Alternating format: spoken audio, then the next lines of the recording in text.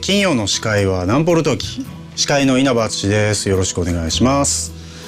僕は日本でゲームを作ってまして、逆転裁判とか狼とか、そういったゲームをプロデュースしています。プラチナゲームズという会社の取締役をやってまして、今回はパリゲームウィークでバンキッシュというゲームを宣伝するためにはるばるやってきました。ワイン好きだからパリ大好きなんですけどね、パリのファンもあったかいし、今日のラインナップはですね、ゲームレビュー、コンパイラー、アニメ漫画リリースです。まず最初はノーライフニュースからご覧ください。どんなニュースがあるでしょうか。どうぞ。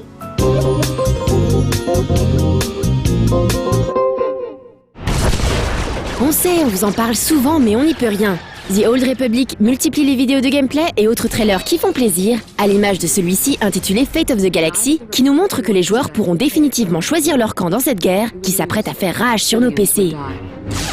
Malgré cette multiplication de vidéos ces dernières semaines, Star Wars The Old Republic n'a toujours pas de date de sortie officielle. Une situation qui commence sérieusement à sentir mauvais, en tout cas pour ceux qui espèrent passer un été tranquille à essayer de maîtriser la force.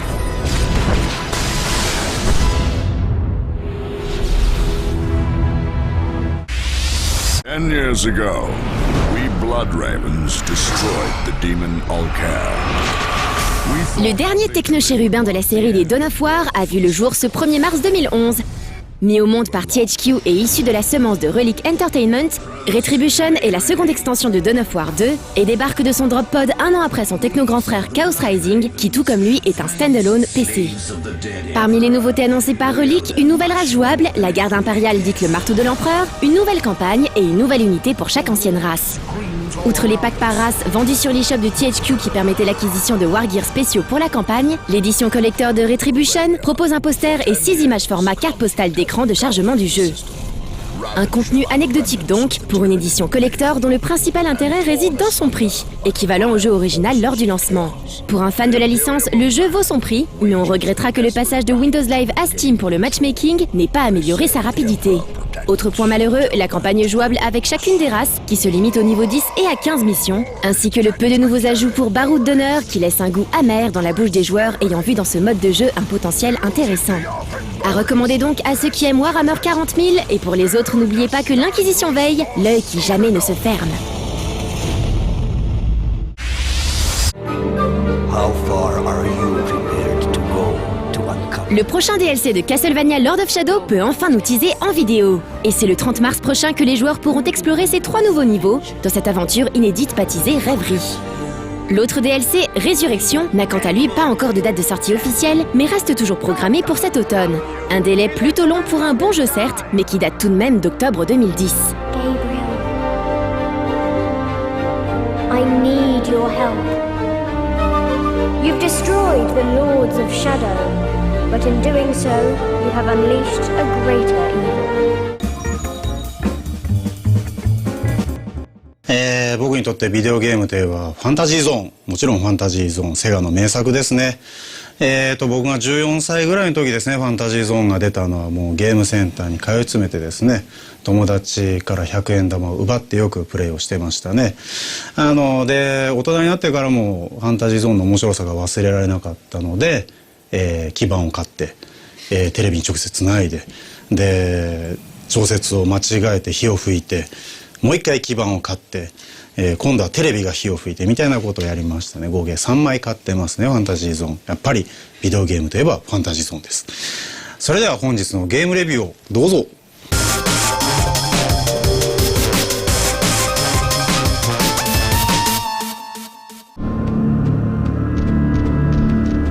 Sorti fin 2009 sur PC, Torchlight était attendu avec impatience par tous les fans de Diablo. Car plus qu'un banal hack and slash comme on en a tant vu depuis plus de 10 ans, c'était le premier jeu de Runic Games. Fondé en 2008 par des anciens de Blizzard North, les papas de la série Diablo, ce studio était attendu au tournant et l'annonce de la sortie dématérialisée de Torchlight avait soulevé bien des questions, dont celle de savoir si une production téléchargeable à petit prix, environ 20 € à l'époque, pouvait trouver son public. La réponse est oui. Torchlight s'est bien vendu, très bien même, avec plus d'1 demi-million d'exemplaires écoulés en quelques mois. Pour un premier jeu, c'est excellent. Et c'est couronné de succès que Runic Games annonça une suite à son hack and slash ainsi qu'un MMORPG se déroulant dans le même univers. Mais comme tout ça ne va pas se faire du jour au lendemain, un portage sur Xbox Live Arcade de Torchlight vient de sortir pour nous faire patienter. On ne peut qu'être étonné de ce choix tant le hack and slash est un genre ancré dans la culture PC. Mais Runic Games a déjà été capable de nous surprendre une fois, alors pourquoi pas deux ?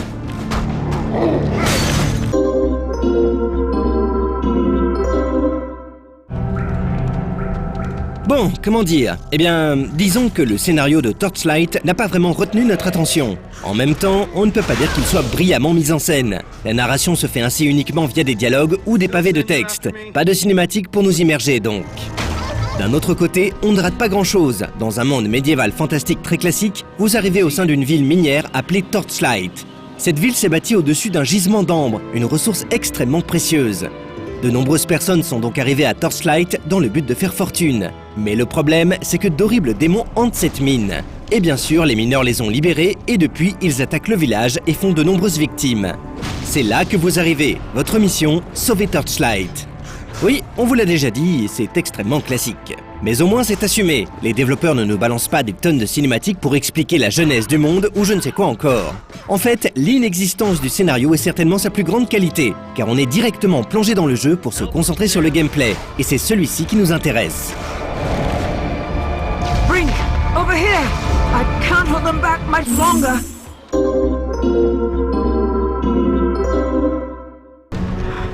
Vous débuterez le jeu en choisissant un personnage parmi les 3 proposés. Il y a tout d'abord le destructeur, le bourrin de la bande, mais il peut aussi s'octroyer des bonus grâce à des altérations d'état, comme ralentir tous les ennemis l'entourant ou devenir plus résistant. La deuxième classe proposée est l'alchimiste, le magicien du groupe. À l'opposé du destructeur, il n'est pas très résistant, mais il dispose de beaucoup de mana, l'autorisant à utiliser de puissants sorts, aussi bien à distance qu'au contact de l'ennemi. Enfin, la dernière classe du jeu est la conquérante, une guerrière armée d'un arc. Elle se bat essentiellement à distance et ses techniques font généralement beaucoup de dégâts, comme cette flèche rebondissant sur les murs pouvant toucher plusieurs ennemis à la fois. Une fois votre classe choisie, vous devrez choisir votre familier, un loup, un félin ou une sorte de petit dragon. Ils sont quasiment similaires et à vrai dire, ce choix n'est pas important, car vous pourrez métamorphoser votre familier plus tard dans le jeu en lui faisant manger du poisson. Oui, vous avez bien entendu, du poisson. Dans Torchlight, la pêche a une grande importance, car c'est grâce à elle que vous pourrez utiliser votre familier efficacement. Simple, efficace et addictive, la pêche est diablement chronophage. Il suffit juste d'aller près d'un des points de pêche disséminés dans les niveaux et d'appuyer sur A. Ensuite, il faut attendre que le grand cercle se rétrécisse pour aller dans le petit avant d'appuyer encore une fois sur A. Pas de canne à acheter, pas d'appât à gérer, c'est simple et efficace. Il y a 2 types de poissons. Le premier, le plus commun, change les caractéristiques de votre animal pendant une durée déterminée, allant de 2 minutes à 1 heure. Cela va du classique bonus de résistance à la transformation en mimique, il y a donc de quoi faire. La deuxième catégorie de poissons transforme votre familier en un animal différent, définitivement. Et encore une fois, ces transformations sont très variées, de la classique araignée au plus exotique élémentaire de glace. Vous aurez donc l'embarras du choix. Mis à part cette transformation du familier assez originale, Torchlight est un hack and slash classique. Et pour reprendre la formule consacrée, classique mais efficace. Vous parcourrez un seul et même donjon, comptant des dizaines d'étages entrecoupés par des dialogues et des boss. Vous aurez tout de même l'occasion de revenir à la surface, puisqu'après chaque affrontement majeur, un portail sera mis à votre disposition pour vous permettre de retourner en ville. Histoire d'y faire des achats, de débloquer des quêtes secondaires et pas grand chose à vrai dire. La ville est minuscule et les PNJ sont tous des marchands ou des donneurs de quêtes. Les rares PNJ inutiles n'ont toujours que quelques mots à vous dire, souvent inintéressants. Tout ça n'est pas franchement propice à l'immersion. Mais comme nous l'avons déjà précisé, Torchlight ne se joue pas pour son scénario, mais pour son gameplay. Et il est bon. En gros, c'est du Diablo tout craché. À chaque niveau gagné, vous pourrez distribuer 5 points dans 4 attributs différents. Force, dextérité, magie et défense. Vous aurez également un point de compétence à dépenser dans un arbre à 3 branches, correspondant chacune à une spécialisation de classe. Par exemple, l'alchimiste pourra dépenser ses points en arcane, en tradition ou en combat. Et à chaque niveau, vous aurez le choix entre acquérir une nouvelle capacité ou en renforcer une déjà achetée. On vous a bien dit que c'était du Diablo tout craché. Mais un bon hack and slash se doit d'avoir une interface simple et fonctionnelle. Sur PC, Torchlight bénéficiait de l'expérience de son équipe. L'interface était excellente et permettait d'utiliser les nombreuses compétences à notre disposition en un clin d'œil. Bref, elle servait à merveille l'expérience de jeu. Un constat également valable pour la version console. Runic Games a su exploiter toutes les touches de la manette pour nous permettre de nous amuser pleinement et ça marche. Il suffit de maintenir le bouton X pour attaquer, les gâchettes RT et LT ainsi que les boutons Y et B sont paramétrables et on peut placer librement nos sorts dessus. 2 configurations sont possibles et accessibles instantanément via la croix directionnelle. Quant à LB et RB, ils servent à utiliser les potions de santé et de mana. Cette simplicité est à la fois un atout et un défaut pour Torchlight. Un atout car il ne faut pas avoir des talents de contorsionniste pour pouvoir jouer, une pression sur quelques boutons suffit. Le maniement de notre avatar est très instinctif, on s'amuse immédiatement et même si la manette ne vaut pas un clavier souris, l'ergonomie du titre est très agréable. Mais contrairement à la version PC, on ne peut assigner au raccourci que 8 capacités et 2 objets au maximum. Et on atteint bien vite cette limite. On est donc obligé de choisir entre toutes les capacités à notre disposition, ce qui peut être assez frustrant. Il y aura 2 écoles pour ce jeu. Ceux qui n'apprécient pas de se sentir limités iront lorgner du côté du PC. Et ceux appréciant le côté immédiat de la chose s'éclateront à parcourir l'immense donjon de Torchlight. Autre petit défaut, les combats, qui représentent la quasi-totalité du jeu, sont assez répétitifs. Mais on mettra ce défaut sur le compte du genre lui-même, le hack and slash étant par nature répétitif.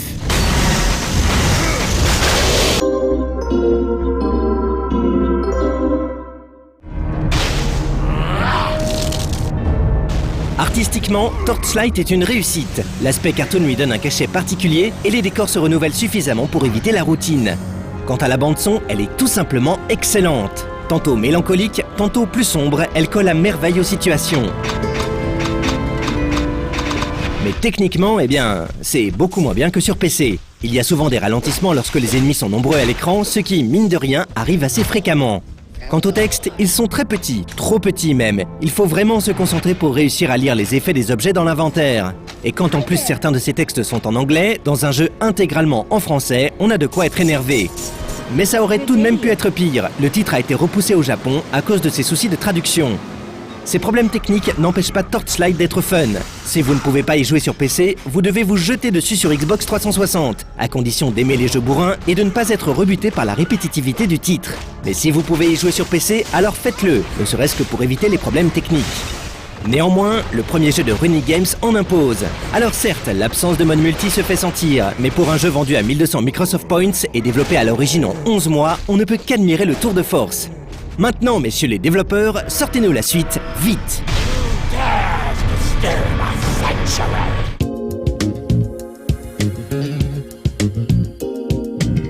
改めまして稲葉敦です。皆さん楽しく番組を見てくれてますでしょうか。僕は実はですね、今でこそゲームのプロデューサーですけど、昔はプログラマーでして、それももう12歳ぐらいの時ですから、もう何年前だ、27年前になるんですかね、もう。そんな時にやってたんですけど、当時プログラムをこう記録する媒体って今光ディスク、CD とかいろいろありますけれども、当時カセットテープだったんですね。カセットテープからですね、ゲームをこう読み込んで20分ぐらい待ってゲームを遊ぶっていう時代だったんですけど、僕当時ゲームの改造にハマってまして、データをこう触るとかじゃなくて、ゲームを読み込んで、で、そのゲームのプログラムをこう自分で触って、自分のちょっと好きなように、例えばロールプレイングゲームだと本当は仲間にならないモンスターを自分の仲間にできるようにしたりとか、そういうことをして遊んでたんですけれども、まあその当時のプログラムいろいろ仕掛けがありまして、ちょっとこう触るのを失敗すると、リセットがかかっちゃう。まあそれまでこう一生懸命触ったプログラムが全部パーになっちゃう。で、はぁってこうため息一つついてまたカセットテープをセットして、労働時間20分ぐらいかかるんですよ、当時。20分かけて、で、こうバーって触って、ひとしきり遊んで、で、やった楽しかったで、それをセーブするのを忘れて、で、次の日に、また20分ぐらいかけてロードして、頑張って触ってっていうのを、もう何十回も繰り返して、もうなんかそんな時代でしたね。そんなこといっぱいやってましたね。その時の、こう、根性があったから、今、どんなに辛いことでも耐えられる。もう今ほんのちょっとのことで絶対もう今の苦労なんかもう目じゃない、そんな感じです。すいませんね、マニアックな話をして。当時カセットテープはもう簡単にゲームのコピーがラジカセでできるんで非常に緩い時代でしたけど、いやコピーなんかしてないですよ。全然そんなことはしてないですよ。改造してただけですから、あくまでグレーゾーンの話ですからね、真似しないでくださいね。はい、ちょっとマニアックな話すぎるんで、次のコーナーコンパイラーです。ではどうぞ。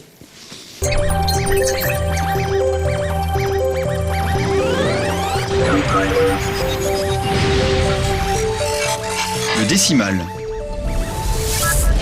Bonjour à tous. Bonjour Compile.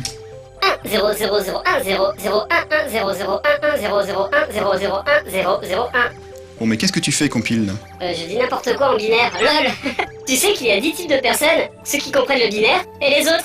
Trop fort, non? Ouais, bon, ben ça, c'est une blague de nerd ultra connue, et ça marche mieux à l'écrit, d'ailleurs.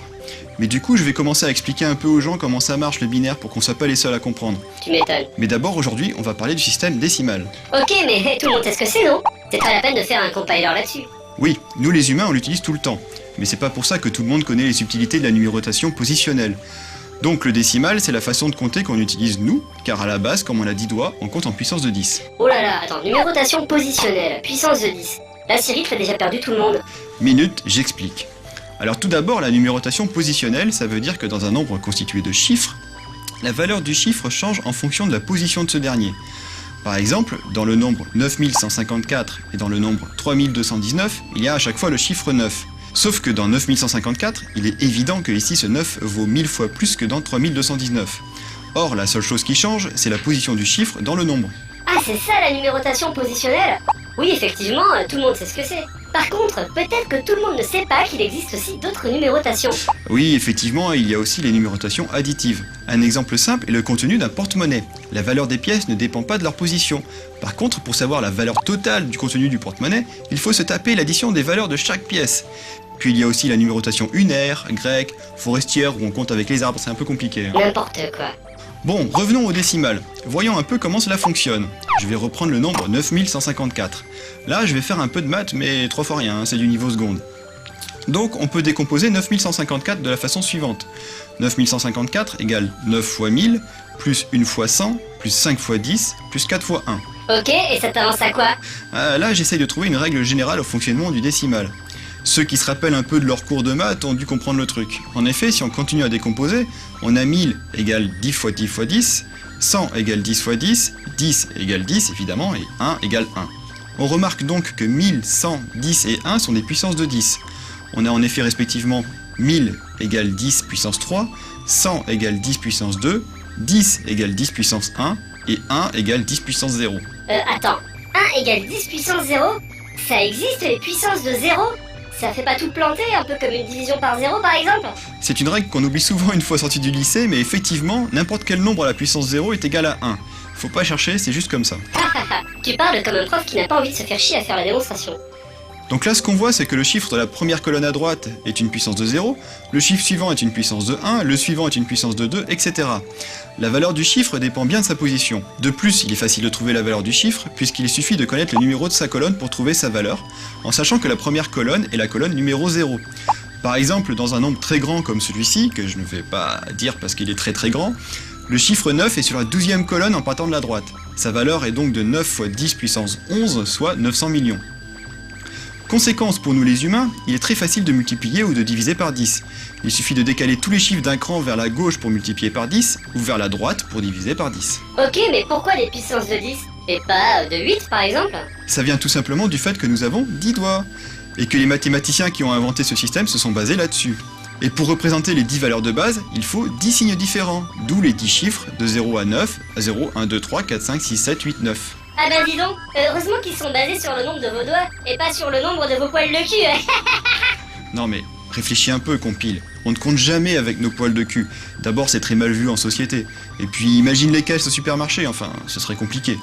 Par contre, si on s'était basé sur notre nombre de mains, par exemple, on serait dans un système binaire, avec uniquement 2 chiffres. Mais ça, on en reparlera. Les données ont été traitées. Sauvegarde en cours.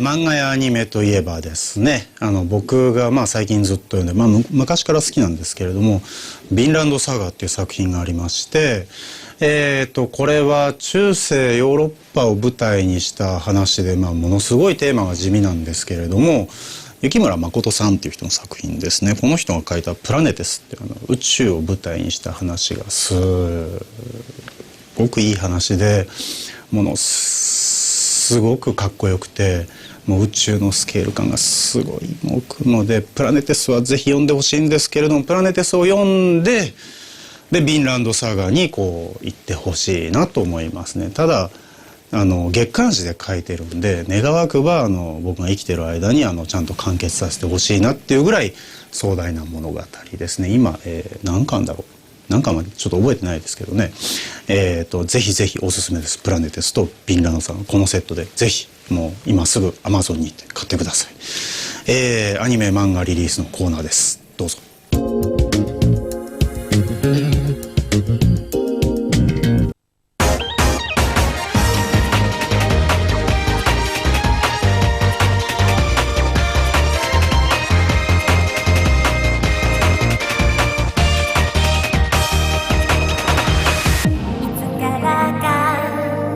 Annoncé comme une série culte au Japon, l'anime School Days débarque en intégrale chez Wii Anime. Tiré d'un dating sim ayant la particularité d'avoir été fait pratiquement comme un animé, School Days nous narre l'histoire de Makoto, jeune lycéen amoureux de Kotonoha, la fille à forte poitrine qu'il observe tous les jours lors de son trajet matinal. Voyant que le garçon est trop timide pour aborder la belle, Sekai, une camarade de classe, décide de lui donner un coup de pouce en arrangeant un rendez-vous. Mais il s'avère que Sekai, l'entremetteuse, est elle aussi amoureuse de notre Don Juan.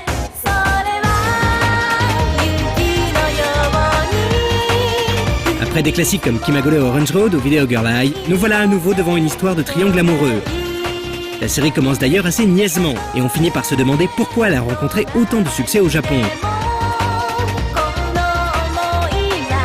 Cependant, au fil des épisodes, le scénario devient un peu plus intéressant.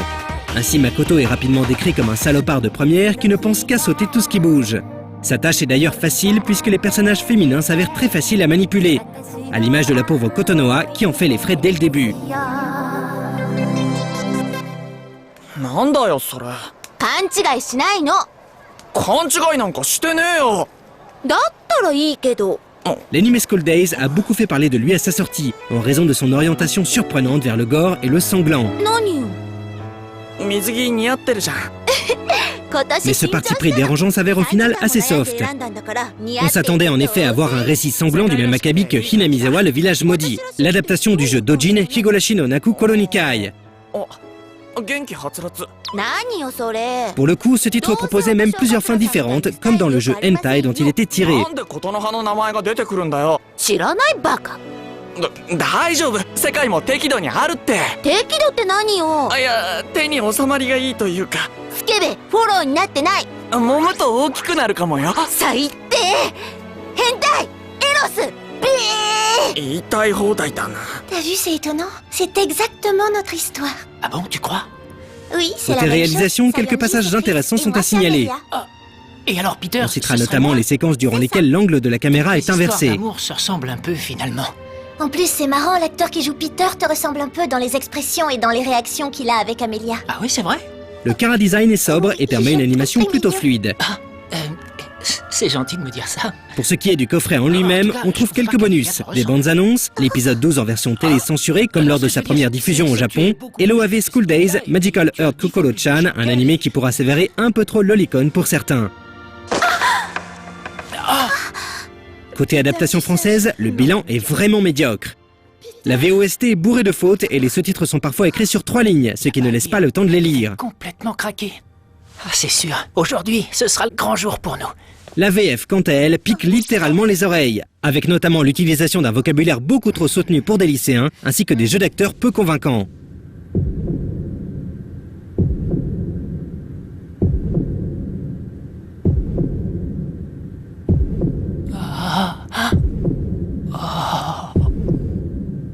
Tu veux bien éteindre la lumière?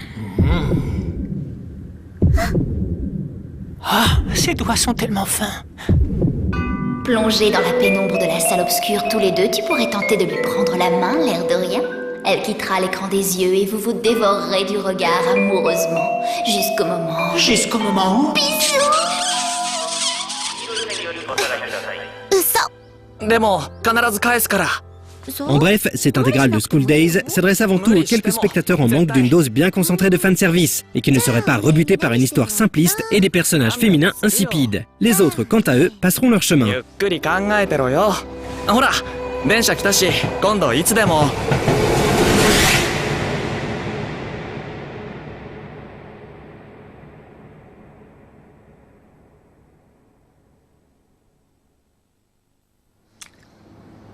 こんだけでいいや。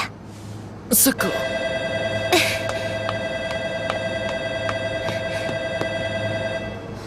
ート頑張れ。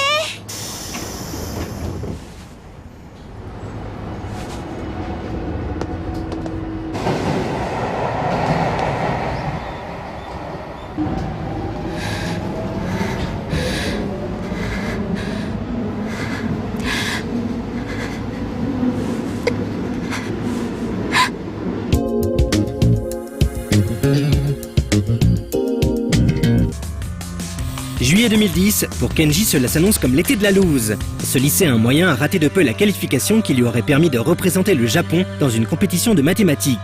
En effet, ses capacités en la matière constituent selon lui son seul talent. Sa famille étant absente, il fait la maintenance pour Oz, le super réseau social indispensable, aussi bien pour faire du shopping et jouer que pour régler des formalités administratives. Tout bascule quand Natsuki, la jeune fille qui fait battre son cœur, lui propose de l'accompagner à la campagne. Ce séjour qui devait être sans histoire changera la vie de Kenji, de Natsuki et d'une bonne partie de la planète. Il faut le reconnaître, les mangas adaptés d'animé sont rarement une réussite. On ne peut s'empêcher de penser aux adaptations et spin-offs d'Evangelion ou à la version BD de Chihiro. On peut donc être inquiet quand il s'agit de l'adaptation de Summer Wars, long métrage d'animation de Hosoda Mamoru ayant remporté un vif succès aussi bien en France qu'au Japon. Eh bien, voilà en tout cas une exception à la règle. En 3 tomes seulement, ce manga réussit l'exploit non seulement de reprendre l'intrigue de l'animé plutôt complexe, mais aussi de nous replonger dans son ambiance captivante. Au dessin, on retrouve Sugimoto Ikura, qui avait déjà officié sur Variant, et au character design, le célèbre Sadamoto Yoshiyuki, connu pour son travail sur Evangelion, La Traversée du Temps ou encore Nadia. Tous les deux nous offrent ici un travail d'excellente qualité, fidèle à l'original, avec des personnages très expressifs. Comme on aime en avoir toujours plus, on pourrait seulement regretter que l'adaptation en manga n'ait pas été l'occasion de dévoiler un peu plus certains points de l'intrigue, ou la personnalité de personnages tels que Wabisuke. Quoi qu'il en soit, l'adaptation manga de Summer Wars ne manque pas de qualité. 3 tomes seulement, un univers unique et des personnages attachants. Avec une belle intrigue amoureuse, des défis technologiques et une histoire de fin du monde, nul doute que tout le monde y trouvera son compte. Une valeur sûre.